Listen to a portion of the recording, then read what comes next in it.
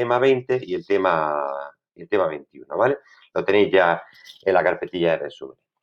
Entonces, bueno, nosotros estamos viendo, en primer lugar, el sistema inmune y lo estamos viendo a partir, primero, digamos, de las barreras que tiene, que como siempre, cualquier mapa conceptual pues puede tener sus diferencias, ¿vale? Este es uno, pero que en el libro tenéis otro, en la actividad esa siempre el final del tema, y vosotros seguramente hicieseis otro, ¿vale? Pero bueno, lo que hemos visto hasta ahora es que encontramos unas barreras que son tanto externas como internas, y que bueno, esas barreras de lo que se encargan en realidad, esto podría estar relacionado también con la respuesta inespecífica.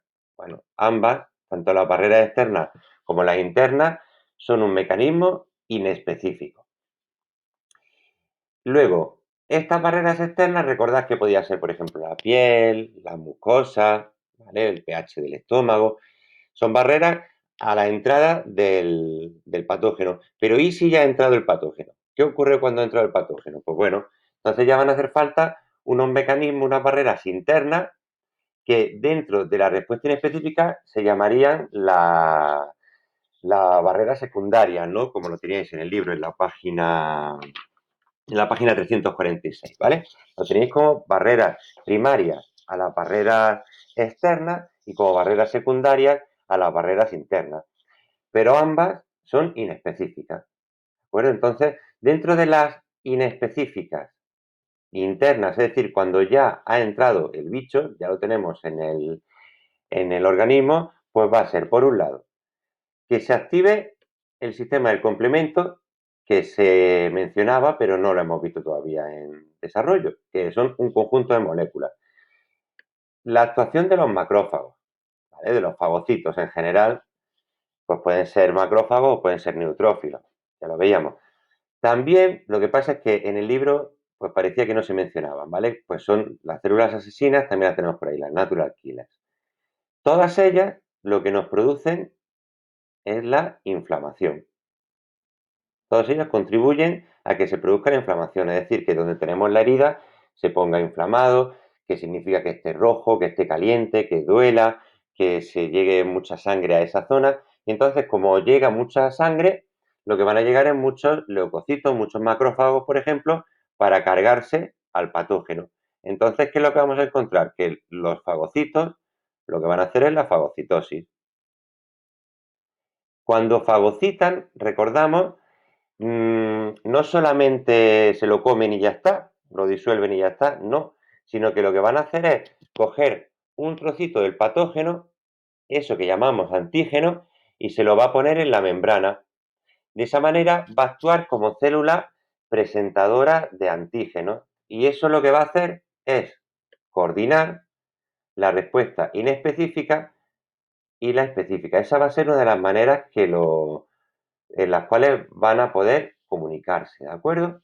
Todo ello, ya lo veremos, se coordina por unas sustancias que son las citocinas, que estas son las responsables, por ejemplo, en el coronavirus, de esa segunda fase en la cual el enfermo se empieza a poner muy malo de los pulmones, ¿no? Y es cuando acaban muchas de las personas ingresadas, pues es precisamente por una reacción inmunológica exacerbada que se da en los pulmones. Entonces, toda esta parte estaríamos hablando de una respuesta inespecífica, es decir, que le atacan a cualquier patógeno, a cualquier bicho que pillen, que sea de fuera. En cambio, en la específica lo que se van a dedicar es a atacar bichos concretos, patógenos concretos, que están diseñadas esas células para eh, ser más eficaces frente a unos o frente a otros. Dentro de ellas teníamos, recordamos, la respuesta celular, que se encarga, se relaciona, perdón, con los linfocitos T, y esos linfocitos T tienen, entre los tres tipos que teníamos, unas células T citotóxicas que lo que se encargan es de neutralizar y provocar la lisis celular. Ellos directamente, sin ningún tipo de anticuerpo. En cambio, en la respuesta humoral, lo que tenemos son que actúan los linfocitos B, que los vamos a ver ahora más en profundidad, tanto los T como los B. Vamos a ver que se diferencian en unas células en particular y producen anticuerpos. Entonces, estos anticuerpos al final, para lo que sirven es para lo mismo que las células citotóxicas, es decir, al final neutralizar al patógeno o provocar la lisis de las células que ya están infectadas. Como decíamos, los fagocitos son una de las principales células presentadoras de antígenos, que lo comentábamos antes. Y algo muy importante que veíamos ayer es que cuando se da la respuesta específica, toda esta vía, se producen unas células que son las células memoria y que lo que nos permiten es tener una respuesta más efectiva la siguiente vez que nos enfrentemos al bicho, ¿no? Esto lo veíamos, lo recuerdo por aquí,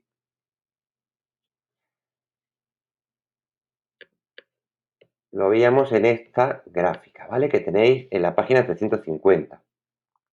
En esta gráfica, ¿alguno se atreve a resumir lo que tendríamos en estas dos gráficas? Así de manera muy general.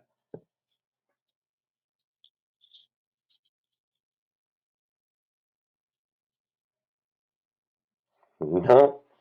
Venga, lo que ocurre aquí en la primera, estamos hablando todo esto de respuestas específicas, que tiene memoria, recordamos. Pues en la primera gráfica, lo que ocurre es que es el primer contacto que el organismo tiene con el antígeno. El antígeno, recordamos, es una parte del patógeno que es suficiente para desencadenar una respuesta inmunológica. Puede ser una proteína o puede ser un glúcido, que puede tenerlo el virus, la bacteria o el hongo en su superficie, en su membrana, por ejemplo, si fuese una bacteria o si fuese un hongo, ¿vale?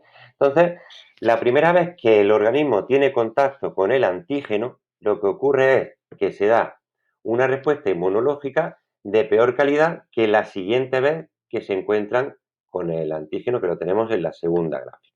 Vamos a recordarla un poquillo.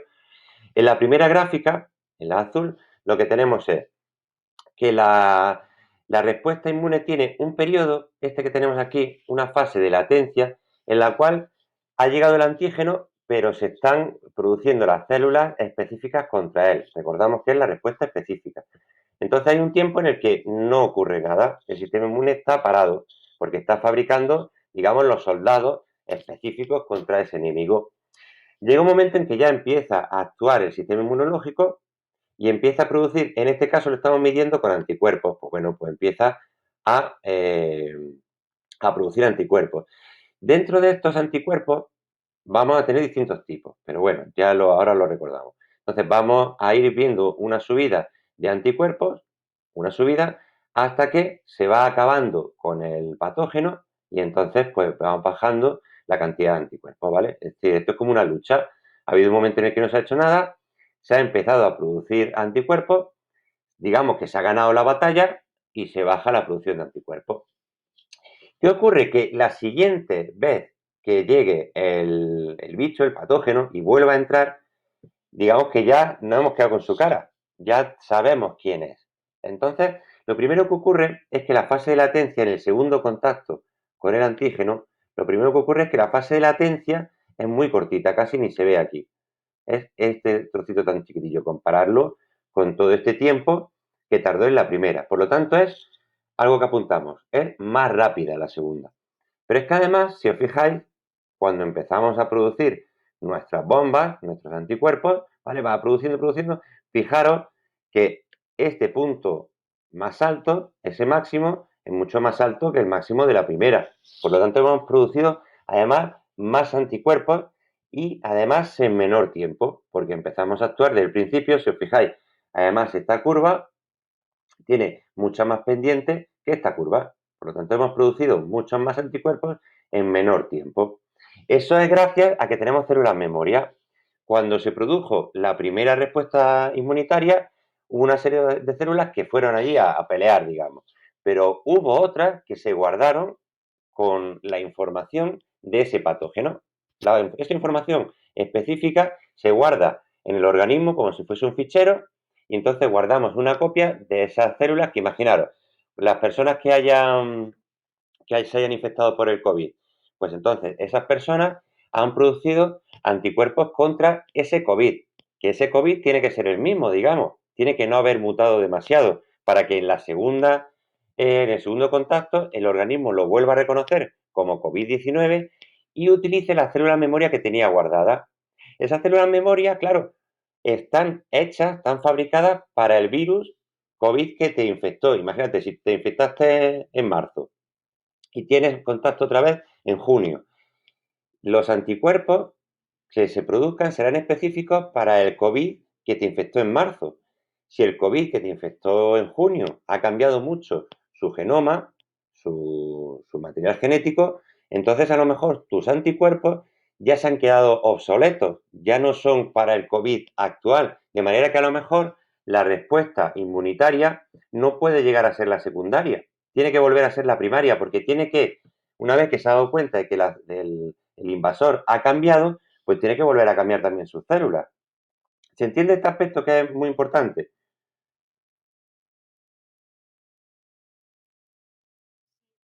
Vale,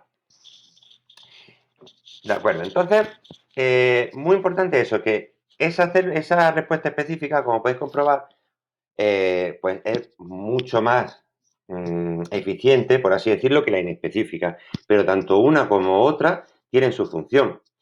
De hecho, evolutivamente, vemos también un desarrollo en los seres vivos, en los animales, ¿no? En los animales superiores, un desarrollo del sistema inmunológico que podría, digamos, tener que ver con que la respuesta inespecífica provenga evolutivamente de un momento anterior y que la específica sea digamos, un añadido, ¿verdad? Una adaptación que tenemos en los mamíferos. ¿Por qué lo digo? Porque si os fijáis, cualquier ser vivo que tenga ya un tejido, a partir de los primeros que pueden decir que tengan un tejido de verdad, por ejemplo, podríamos estar hablando de los nidarios, imaginaros de las medusas, pues esos animales ya tienen sistemas inmunológicos, por ejemplo, de barreras externas. Y luego a lo largo de la evolución vemos que se van consiguiendo distintas estrategias para conseguir una defensa, digamos, del organismo frente a los parásitos. Pero ya es en los mamíferos donde en general en los vertebrados, pero claro, lógicamente, ¿no? Como nosotros somos mamíferos, estudiamos más parecido siempre a lo nuestro. Pues en todos los vertebrados, ese sistema inmunológico ya es mucho más complejo y ya tiene una respuesta inmune específica que digamos que completa totalmente la estrategia. Y de esa manera, pues puede ser mucho más eficiente. Que eso no significa, desde luego, que no tengamos enfermedades, como podemos comprobar. Venga, muy bien. Otra cosilla que quería recordar que vimos ayer era los tipos de anticuerpos, ¿vale? Que esto tenemos que tenerlo también bastante claro. No sé si ayer quedó más o menos claro. Las IgG, los anticuerpos G, tienen mucha presencia en el segundo, en la respuesta secundaria, ¿vale? Mientras que los que encontramos normalmente en la respuesta primaria van a ser los IgM. ¿Vale? Eso también respecto a las cantidades vamos a encontrar también distintas proporciones entre ellos. Luego que también, ¿qué diferencia los IgA? Pues que lo que se encargarían un poco, como estarían sobre todo en secreciones, en mucosidades, pues tendría mucha importancia en los patógenos que son inhalados a través de la vía respiratoria o que son ingeridos. ¿Qué tendríamos también sobre los IgD? Pues que los IgD, las inmunoglobulinas D, su característica es que son las que encontramos normalmente en los linfocitos B en su membrana. Es decir, que no son de las que se ven circulantes en la sangre, sino que se quedan en los linfocitos B enganchados. Y las IgE son típicas de los fenómenos alérgicos. Cuando tenemos alergia, vamos a tener las inmunoglobulinas D muy altas. ¿Vale? Entonces, más o menos intentamos diferenciarlos por su característica principal. Mm, hay más cosas, como podemos ver ahí marcado, pero intentamos quedarnos con la primera característica que nos diferencie, porque este tema tiene muchas cosillas y, por ejemplo, los anticuerpos es fácil confundirse de letras y es verdad que suele caer bastante en selectividad este tema, así que es importante que tengáis todas estas cosillas lo más claras posible. Así que visto un poquillo lo que son los anticuerpos y recordando que el antígeno es esa parte del patógeno que el sistema inmune reconoce y provoca una respuesta inmune, por lo tanto, pues vamos a ver cómo se da la reacción antígeno-anticuerpo. Una reacción antígeno-anticuerpo típica y sencilla y visible sería si nosotros, digamos, tuviésemos cuando se hace la prueba del grupo sanguíneo, una de las maneras de hacerlo es en el laboratorio, que no se suele hacer mucho en el instituto, no sé si alguna vez lo habréis hecho, pero hay un liquidito con, digamos, con una solución de anticuerpos que reacciona frente a grupos sanguíneos. Entonces, ¿qué ocurre? Que si nosotros juntamos un anticuerpo específico para un tipo de grupo sanguíneo y lo enganchamos con ese antígeno, pues vamos a ver una reacción digamos que cambia el colorcito y tal. Entonces es una reacción antígeno-anticuerpo. Aquí lo que ocurre, como su propio nombre indica, es que el anticuerpo reconoce al antígeno que hay en un patógeno. Entonces, por lo tanto, si estamos hablando de anticuerpos, pues claro, no puede ser en la respuesta inespecífica, solamente puede ser en la respuesta específica, en la respuesta humoral, que es la que se produce mediante anticuerpos. Entonces, lo que se van a formar son complejos que se llama aquí antígeno-anticuerpo, que vamos a verlo en la representación, que la lógica es muy sencilla, ¿vale? Nosotros tenemos antígenos, recordad, antígenos polivalentes, son antígenos que podemos encontrar varios antígenos en un patógeno, ¿de acuerdo? Entonces, simplemente pensad que tenemos ahí antígenos y se les van a acercar, los tenemos alrededor, anticuerpos de un organismo. Voy a dar un poquito de zoom. Entonces, lo que se van a formar, se van a unir los anticuerpos, los antígenos y se van a formar estos complejos tridimensionales. ¿Eso qué, digamos, qué sentido tiene? Pues imaginaros, ¿no? Si nosotros, esto lo que va a ocurrir es que precipite, digamos que vaya al fondo y por lo tanto lo que está haciendo es desactivarlo cuando los anticuerpos, como dice ahí, se encuentran con antígenos situados en la superficie de las bacterias o de otras células, lo que provoca es que se aglutinen y por eso se llaman a esos antígenos aglutinógenos, porque provocan la aglutinación. Pero bueno, sin perder de vista que las aglutininas son los anticuerpos y los aglutinógenos, ¿vale? Es el antígeno, simplemente. Entonces, ¿qué ocurre? Pues si nosotros teníamos unas cuantas bacterias allí por el organismo tan tranquilas, infectando, pues van a llegar los anticuerpos y las van a juntar todas y van a hacer que se aglutinen. Esa aglutinación lo primero que va a hacer es que no van a poder, se van a neutralizar, ¿no? No van a poder ir a infectar a otros sitios. Entonces eso va a tener una utilidad muy grande. Luego pueden llegar, por ejemplo, las células T y cargárselas todas por lisis celular.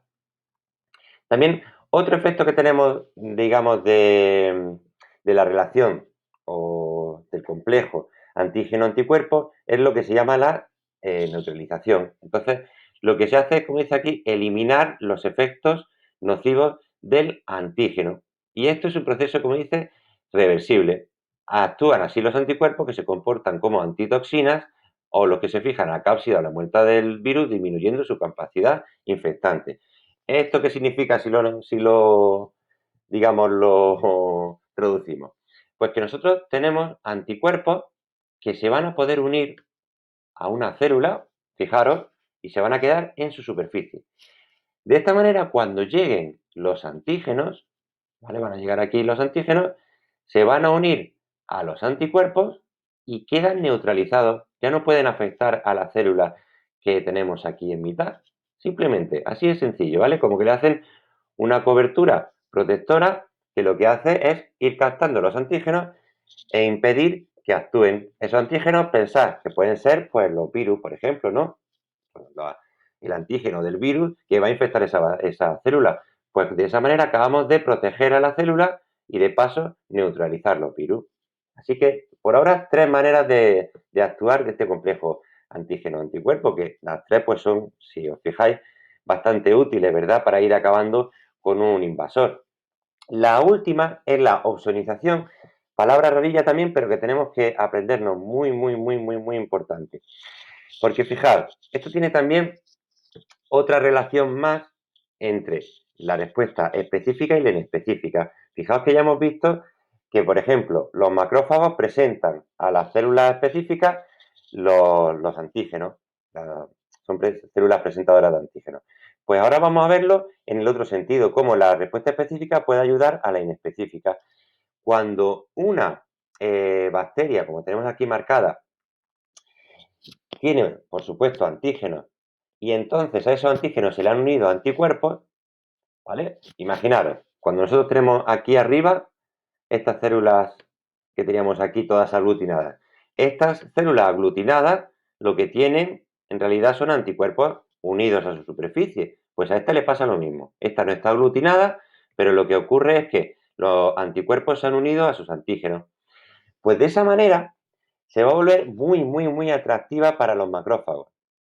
En ese momento, el macrófago, cuando vea a esa célula, dado que tiene unidos muchos anticuerpos en su superficie, va a reconocerla inmediatamente como un agente invasor, como un patógeno, y la va a fagocitar inmediatamente. ¿De acuerdo? Entonces, esa ozonización es otro efecto que tienen los anticuerpos y tenemos que memorizarnos muy bien o apuntarnos esa palabra. Ozonización es simplemente que el anticuerpo vuelve más atractiva al patógeno frente a los macrófagos o de cara a los macrófagos. De modo que los fagocitos reconocen a ese patógeno inmediatamente. Es como que le ayuda, es como un catalizador para la fagocitosis. Así que 4 maneras que tenemos aquí para que los anticuerpos, uniéndose al antígeno, puedan hacer bien su función, puedan bien neutralizar, acabar, promover que los macrófagos se los coman. Todas esas funciones van a ayudar para acabar con el patógeno. Venga, hasta ahora mismo, ¿qué tal?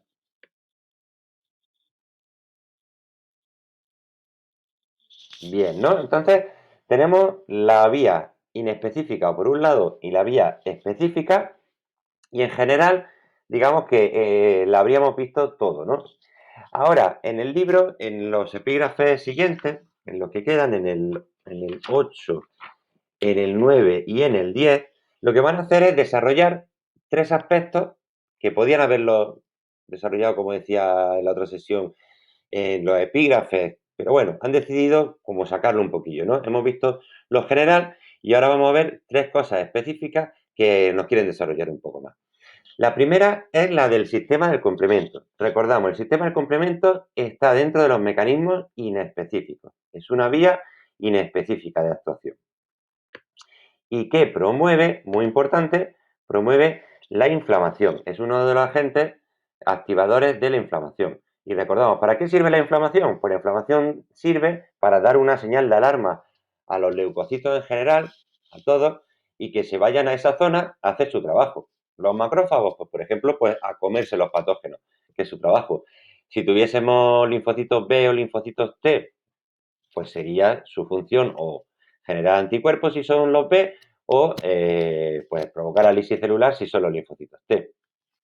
Así que este sistema de complemento es muy importante, como podéis comprobar, porque con la inflamación vamos a conseguir actuar de manera más rápida.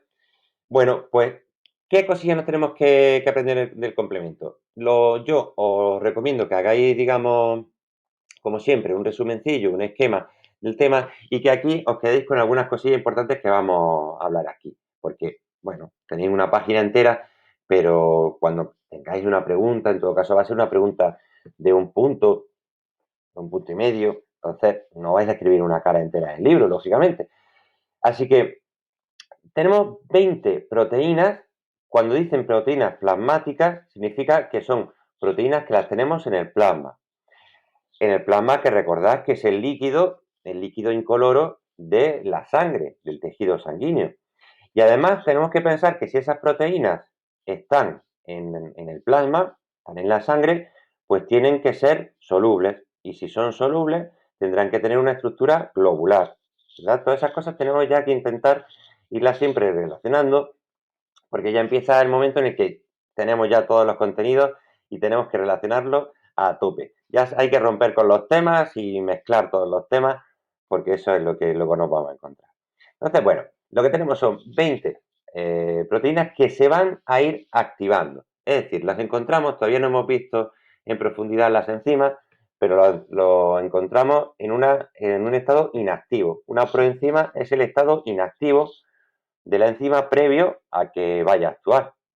Dale, pues encima ahí inactiva, nos podrían haber puesto directamente inactivas.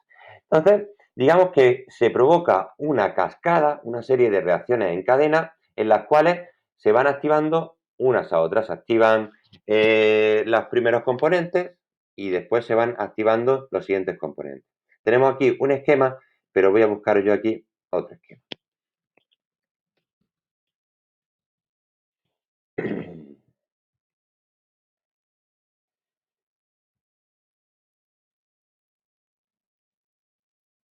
Vale, por ejemplo, aquí tenemos, vamos a ver cuáles son las vías, pero aquí tendríamos una visión más clara de cómo funciona la cadena, ¿vale? Entonces, simplemente hay una serie de activadores que van llevando a las siguientes etapas. Cuando se ha activado uno de ellos, pues va a activar al siguiente y así se va haciendo una reacción en cadena. Eso veremos que en el metabolismo es súper normal. Es el método de actuación de los sistemas orgánicos, estos sistemas en cascada, porque lo que es un producto en la reacción anterior va a ser el reactivo de la reacción siguiente, que ya lo habréis visto en química seguramente más de una vez. Así que lo que dice que el libro es que el sistema va a tener, digamos, dos grandes funciones.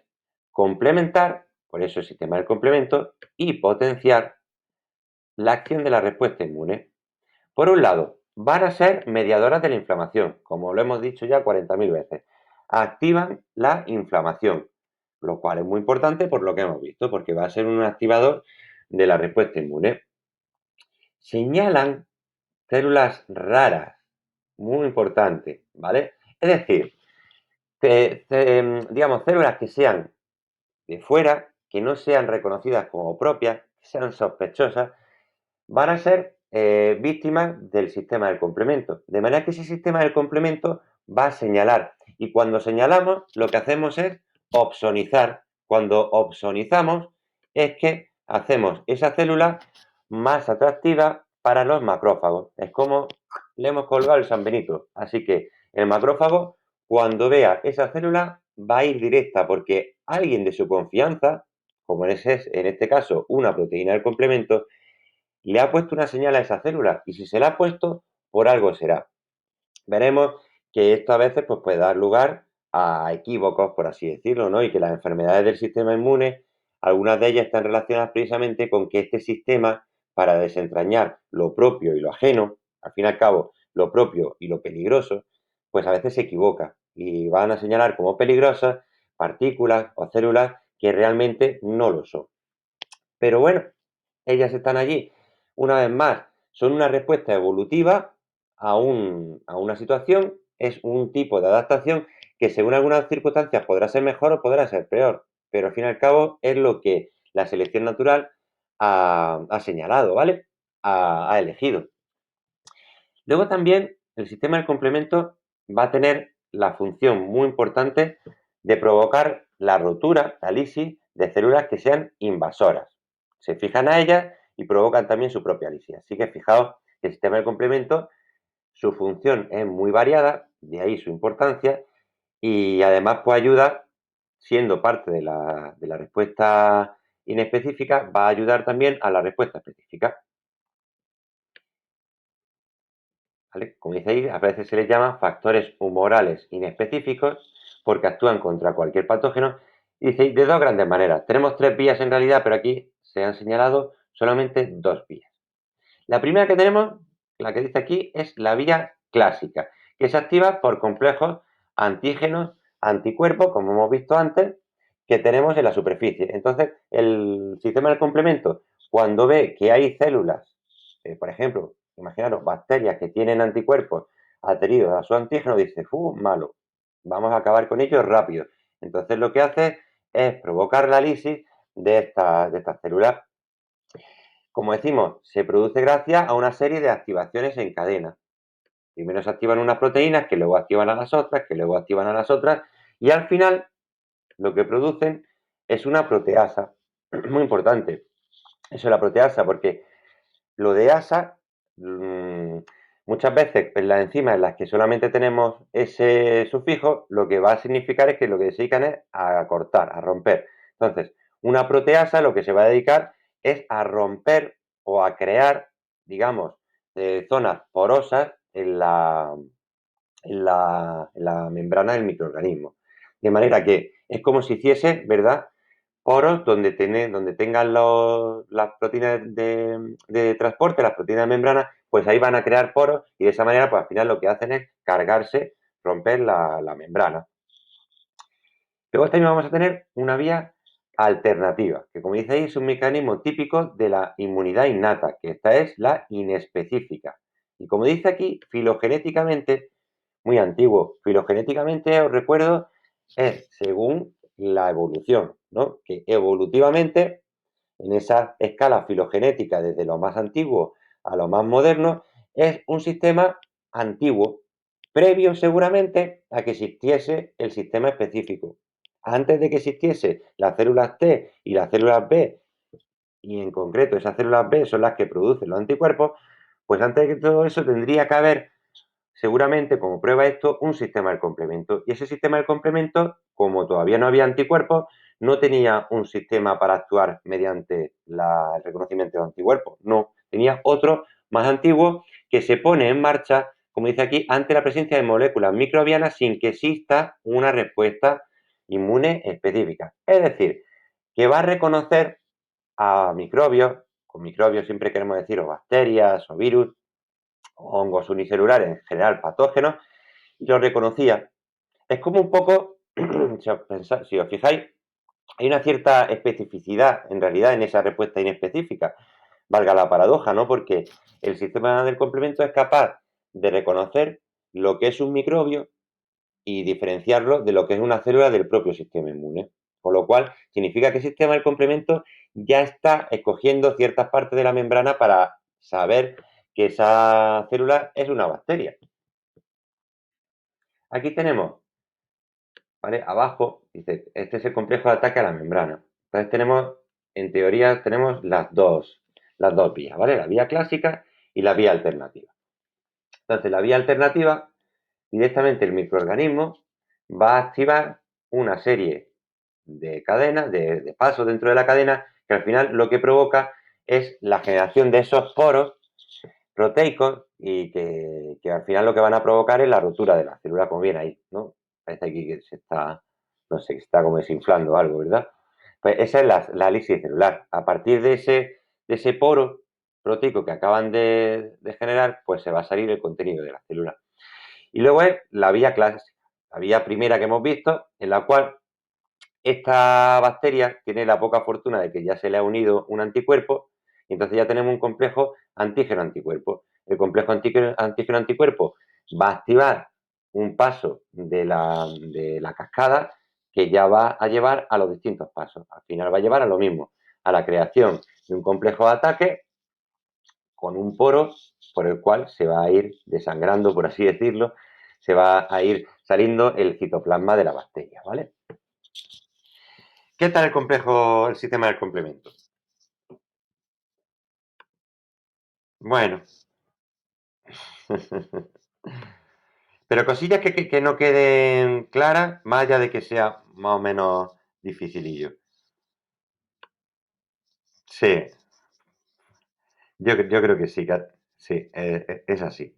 Por eso ya, hoy vamos a terminar ya el temilla y ya vaya a dedicar a trabajar un poquito, porque es verdad que esto hasta que no lo relacionemos no vamos a ver la dificultad.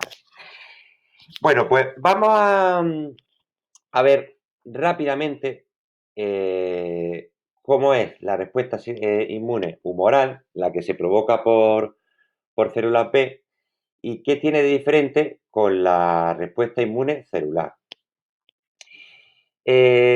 Aquí os puse en el... No sé si lo visteis. Ay, mira, os puse al final la misma. Mm, Me equivoqué. Vale. Bueno, vamos a ver un poquito, vamos a comentarla, la respuesta inmune humoral, que es la que primero tenemos en el libro, y vamos a ver cómo funciona, ¿de acuerdo? En líneas generales, porque, bueno, veremos que es más bien a la aplicación de ciertas cosas. No hace falta a lo mejor saber tantas cosillas como nos vamos a encontrar en esta presentación, ¿vale? Pero lo que vamos a tener nosotros, pero voy a quitarle que señor va a este señor, vamos a tener una, una célula fagocitaria, un macrófago, que lo que tiene aquí al lado es un señor antígeno, ¿vale? Y aquí tiene unas proteínas que se llaman proteínas MHC y dice ahí de clase 2. Nosotros nos vamos a quedar simplemente con que es una proteína MHC. Eso sí lo vamos a apuntar en la libreta, ¿vale? Los macrófagos entonces tienen esas proteínas que se llaman, y os recomiendo que lo apuntemos, se llama complejo mayor de histocompatibilidad. Complejo mayor de histocompatibilidad. Está al revés porque es en inglés. Complejo mayor de histocompatibilidad. Y entonces, vamos a ver para qué funciona, para qué sirve ese receptor, esa proteína. Lo primero, el nombre, que es un poco raro, ¿no? Complejo mayor de histocompatibilidad. ¿De dónde viene ese nombre? Pues ese nombre viene de los rechazos que sufren las personas trasplantadas. Ya sabéis que cuando uno de los mayores retos de la cirugía es conseguir unos trasplantes que no provoquen rechazo en la persona trasplantada, que es una de las cosas que también veremos, uno de los mecanismos del sistema inmune que también veremos, que estaría en el libro en el tema 21. Entonces, se dieron cuenta los investigadores de que el rechazo en las personas trasplantadas, el rechazo al nuevo órgano, tenía que ver con unas proteínas que tienen las células del sistema inmune. Y las vamos a encontrar de un tipo en el sistema inmune, pero es que también las vamos a encontrar de otro tipo en las células normales. ¿Esto qué significa? Que en realidad las células del sistema inmune reconocen lo propio y lo extraño mediante una serie, una secuencia en las proteínas muy específicas. Y es por eso que es tan complicado conseguir un trasplante sin que haya ningún tipo de rechazo. Ya sabéis que a los trasplantados se les tiene que inmunodeprimir durante mucho tiempo para que el órgano no sea rechazado. Una persona inmunodeprimida pues tiene la desventaja de que es más susceptible a coger enfermedades, con lo cual tiene esa desventaja. Pues bueno, pues todo eso tiene que ver con esta proteína que tiene aquí el macrófago y que es ese complejo mayor de histocompatibilidad. Entonces, vamos a ver qué ocurre con el antígeno. Tiene aquí su antígeno y dentro tiene lisocima. Recordad, pues aquí tendrá un lisosoma, ¿vale? Pues con sus enzimas dentro, su lisocima. Bueno, pues va a fagocitar el antígeno, lo tendrá ahí dentro, va a provocar un fagosoma que se une al lisosoma y entonces esa bacteria se va a digerir. ¿De acuerdo? Cuando se haya digerido, se va a coger el antígeno, se va a procesar y se va a exponer en en la proteína que teníamos ahí en la membrana. ¿Vale? Fijaos que va a haber una exocitosis y se va a quedar la proteína presentando el antígeno. Ahora mismo ya el macrófago que tenemos aquí se habría convertido en una célula presentadora de antígenos, porque puede ir con su antígeno y chivarse a, por ejemplo, a un linfocito T colaborador. ¿Qué es lo que va a hacer? Va a buscar a su amigo el linfocito T colaborador y le va a decir, mira, mira lo que tengo. Tengo aquí un antígeno de un tipo en particular. Entonces, ese linfocito T va a reconocer el antígeno mediante el receptor que tiene y se va a activar y se va a chivar a quien se tiene que chivar. En este caso, como estamos en la respuesta humoral, va a haber una comunicación por citocina, se va a clonar, ¿vale? Y va a ir a activar a una célula del linfocito B, una célula B.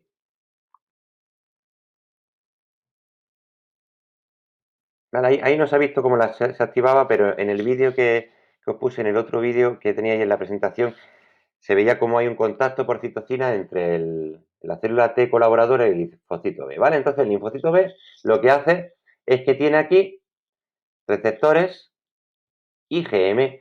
Los IgM, recordamos, estaban en la fase, en la respuesta primaria, no en la respuesta secundaria. En la respuesta secundaria sobre todo teníamos IgG. Os recuerdo que lo teníamos eso en la página 353. Pues nada, pues el linfocito B, gracias a su anticuerpo, ha reconocido ese antígeno. Pues va a ser capaz también de presentarlo y presentárselo también a una célula T colaboradora. Fijaos que las células T colaboradoras están colaborando en un sentido y en otro. Se comunican mediante citocinas y entonces se produce la clonación de las células B. De todas las células B van a quedar algunas que son las células memoria, que van a actuar en la respuesta secundaria. Estas células activadas son los linfocitos B que se han transformado en células plasmáticas. Pues esas células plasmáticas son capaces de expulsar anticuerpos para que haya una reacción antígeno-anticuerpo.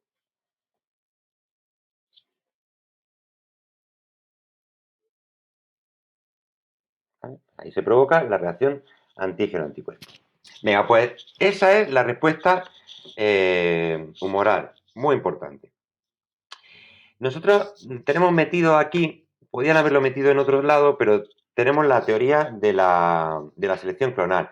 Lo que dice simplemente la teoría de la selección clonal, bueno, simplemente, no es poco, es que a partir de una célula madre se van a producir los linfocitos que necesitemos. Es decir, que los linfocitos en realidad son clones, se han producido por mitosis a partir de una célula madre.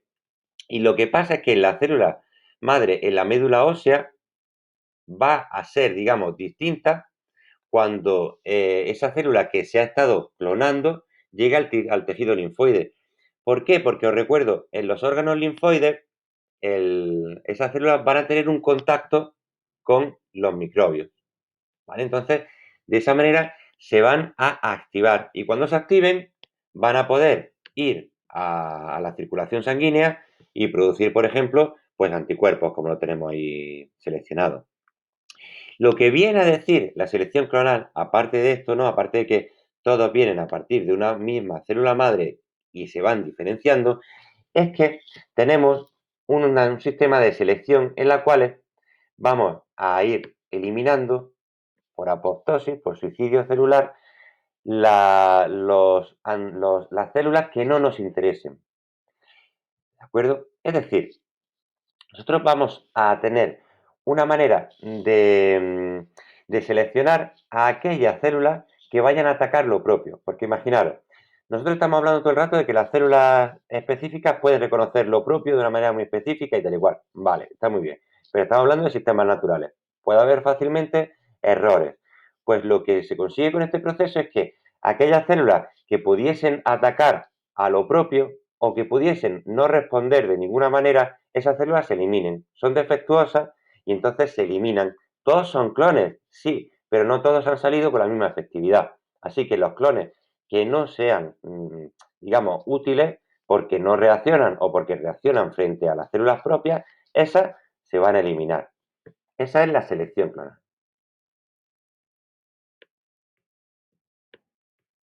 Esto simplemente tenerlo un poquito ahí la idea, pero esto es lo que nos importa más, ¿vale? Que es el mecanismo que hemos comentado antes. Nosotros, una célula B, un linfocito B, va, por un lado, a poder diferenciarse cuando ha visto ya al patógeno y se vuelve a encontrar con él en una infección, se va a poder producir, se va a poder diferenciar en células plasmáticas. Esas células plasmáticas son las que producen y sacan y expulsan anticuerpos. Y esos anticuerpos, recordamos, los tenemos en forma de IgM en la respuesta, en principio, que sería una respuesta primaria, ¿vale? De esas células plasmáticas, digamos, o sea, de esos linfocitos B, algunas se van a transformar en células plasmáticas, pero otras se van a transformar en células memoria. Esas células memoria quedan en el fichero para cuando haya una respuesta secundaria, entonces actuar. Y es muy importante porque, ¿vale? Las células que actúan en respuesta secundaria, en la más fuerte, es decir, las que se generan a partir de células memoria, muy importante, pues lo que producen en mayor cantidad son inmunoglobulinas G. Fijaos, en la respuesta primaria, inmunoglobulinas M, en la secundaria, inmunoglobulinas G. Muy importante. Entonces, los linfocitos B, en la respuesta primaria, algunos se transforman en plasmáticas y otras se quedan como memoria. Así, la siguiente vez que llegue el patógeno a infectar, esas células memoria se diferencian directamente en células plasmáticas. Como podréis comprender, o como podréis suponer, algunas células memoria se quedan como células memoria, porque si no se borraría la memoria. Es importante siempre que haya clones que aguanten en el tiempo, y es por eso que somos, como decíamos, inmunes, por ejemplo, a la varicela una vez que la hayamos pasado, o al sarampión, o a tantas otras enfermedades. Es decir, nosotros tenemos aquí que hay una célula que en este caso está infectada por un virus y por lo tanto tiene un antígeno que es reconocido por el linfocito B. Entonces el linfocito B se activa y cuando se activa se produce una célula plasmática que es la que expulsa, la que es capaz de segregar anticuerpos. Pero algunas quedan como células memoria. Así, la siguiente vez que llegue el patógeno, estas células memoria directamente se transforman en células plasmáticas. Pero en vez de producir inmunoglobulina del tipo que hemos visto en las células plasmáticas primeras, la M va a producir inmunoglobulina G. Venga, y ya para terminar ya este tema horroroso. Bueno, no horroroso, la verdad es que es muy bonito. Cuando empecéis a trabajar lo veréis que es muy bonito. Tenemos una respuesta también, como decíamos, inmune celular, que se relaciona con los linfocitos T. Recordamos una vez más, lo vamos a ver 40.000 veces, que los macrófagos son células presentadoras de antígenos y lo son gracias a que tienen un complejo mayor de histocompatibilidad, ¿vale? Entonces, ¿qué es lo que ocurre? Que los linfocitos T tienen en su membrana receptores que son específicos para el complejo mayor de histocompatibilidad. En otras palabras, que son capaces de comunicarse los macrófagos con los linfocitos T, como por ejemplo hemos visto ya antes en este vídeo, en el momento en el que el macrófago, ¿de acuerdo?, conectaba con la célula T colaboradora. Aquí lo que teníamos era el complejo mayor de histocompatibilidad y aquí lo que tenemos es el receptor de las células T, simplemente el TRC. Simplemente complejo mayor de histocompatibilidad y el receptor. Tenemos que intentar siempre simplificarlo al máximo. Entonces, como decimos, en ese complejo mayor de histocompatibilidad, que os lo comentaba antes, vamos a tener, digamos, dos grandes tipos.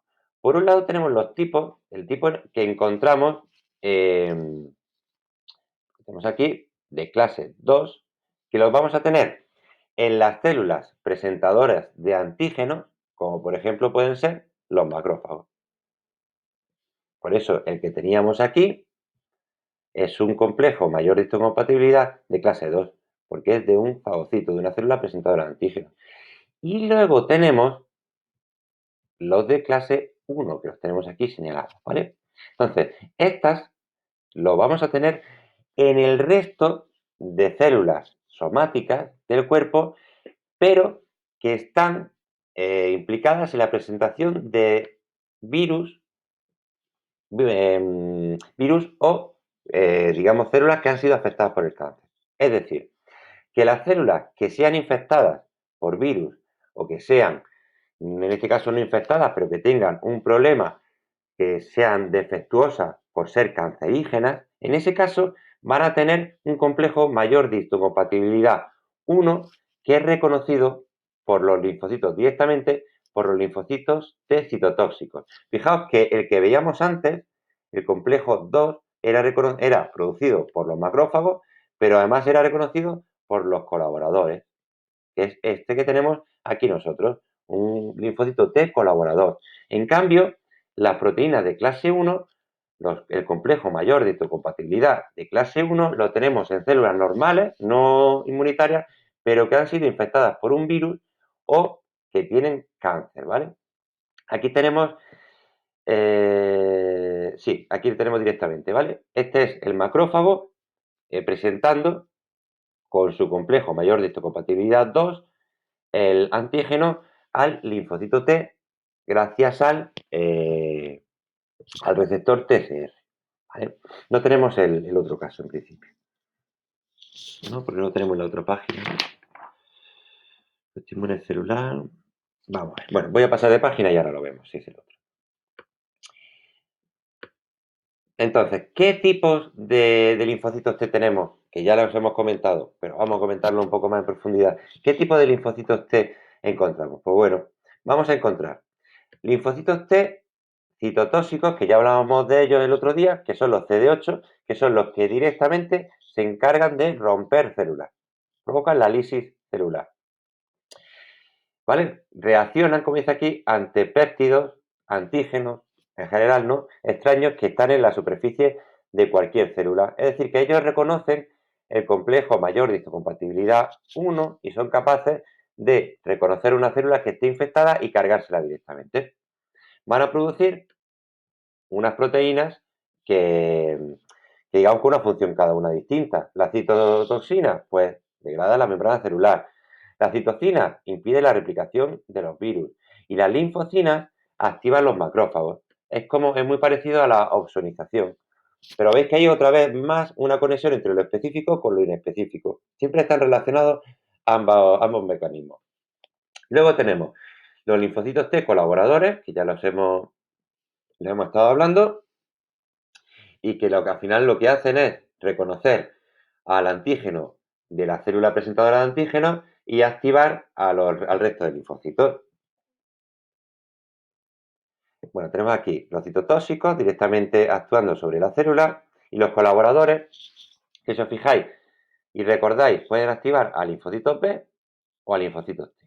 Es decir, son colaboradores de ambos, tanto de los B como de los T. Pero no solamente nos quedamos con eso, sino que también tenemos linfocitos T supresores. Lo hablamos el otro día. Estos linfocitos T supresores, ¿para qué sirven? Pues van a servir para regular, para detener la respuesta inmune celular en algún momento adecuado, por la situación que sea. No siempre, como veremos, van a servir, no van a servir para regular por sí solos. Y siempre, claro, si estamos hablando de linfocitos, y estamos, por lo tanto, en la respuesta específica, siempre se van a formar células memoria. Recordemos, ¿para qué sirven? Para que la próxima vez que llegue el patógeno, pues la respuesta sea mucho más rápida y mucho más fuerte.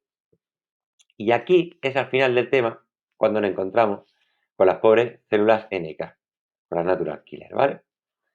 Las natural killer, recordamos, se encargan de reconocer a células que estén infectadas por virus o cancerígenas también, y son en realidad una vía inespecífica. Lo que pasa es que como son linfocitos, pues en realidad, y hombre, su actuación es un poco específica, pero en realidad están dentro de la vía inespecífica, ¿vale? Las células NK, las células natural killer, ¿vale? Como dice aquí, por virus, y también células cancerígenas, y también los tejidos que sean trasplantados, que eso se me olvidó decirlo y es muy importante. Es decir, van a ser muy responsables del rechazo de los trasplantes y por tanto van a ser una célula que los médicos van a intentar suprimir durante el periodo inicial de un trasplante, ¿vale?